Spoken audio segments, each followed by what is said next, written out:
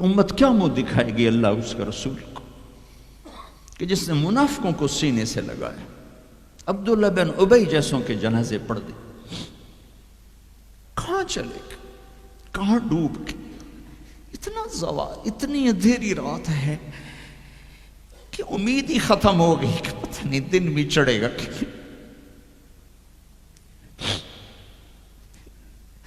دین کے نام لینے والے جب دین کو ذبح کرنے پہ آ جائیں، منبر پہ بیٹھنے والے جب نفرتوں کی آگ بھڑکانے لگے، کس سے غلطی نہیں ہوتی؟ ایک پاک انبیاء کی ذات ہے جن کی زبان پہ اللہ بولتا۔ باقی طارق جمیلہ روزانہ مجھے 40 سال ہو گئے بیان کرتے ہوئے، میں خطا نہیں کروں گا تو اور کیا کروں گا؟ مجھ سے پوچھو تو صحیح، میں غلطی سے کہہ گئے ہو، جان بوجھ کے کہہ گئے ہو سکتا میں نے غلطی سے کہہ دیا۔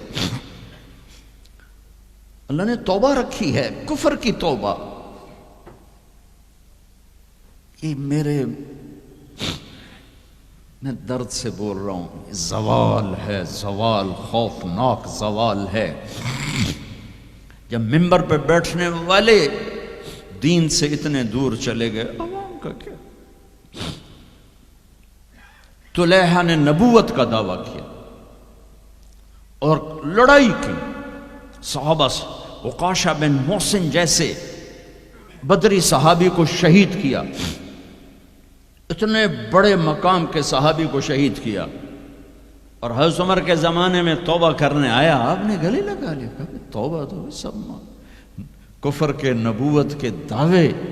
میرا اللہ کہتا ہے میں تو ہر بیان میں کہہ رہا ہوں کہ دھرتی گناہوں سے بھر کے ایک دفعہ کہو یا اللہ میری توبہ، تو اللہ کہتا ہے جاؤ سب معاف کیا۔ یہ میں زوال بتاؤ، آج امت کتنی پستی میں چلی گئی ہے، کس قدر فرقہ واریت نے ایک اژدہا کی شکل اختیار کر لی ہے کہ ایک دوسرے کو سلام کرنے سے کہ کافر کافر کافر، کتے خنزیر۔ میرا نبی ایسے بولتا تھا۔ میں انسان ہوں، بول رہا ہوں، بولتے بولتے کوئی غلط جملہ بول سکتا ہوں۔ گستاخی کا جان بوجھ کے کرنے والا یقیناً دارہ اسلام سے عمل چھوڑنے سے آدمی کافر نہیں ہوتا، گستاخی کرنے سے، نماز چھوڑنے سے کافر نہیں ہوتا، گناہ گار ہے، نماز کی گستاخی کرنے سے وہ دارہ اسلام سے نکلتا ہے، لیکن اس کے لیے بھی توبہ کا دروازہ کھلا ہوا ہے۔ لیکن یہ کتنا تعصب ہے، نفرت ہے کہ ایک آدمی کی 17 سال کی پاک زندگی کو ایک غلطی پر کفر بنا دیا۔ یہ گراوٹ ہے، زوال ہے۔ ہمیں بندر خنزیر بنانے کے لیے فرقہ واریت ہی کافی تھی۔ اس کملی والے کو دعائیں دو جس نے حسن حسین کو ذبح ہونے دیا، تمہارے لیے ہاتھ اٹھا، میری امت کے ساتھ کیا کرے گا؟ پوچھ کے ہو، اور وہاں سے جواب آتا ہے ساتھ دوں گا، یعنی یہ نہیں کروں گا جو پشتوں کونو قردۃ خاسئین، ہو جاؤ بندر خنزیر،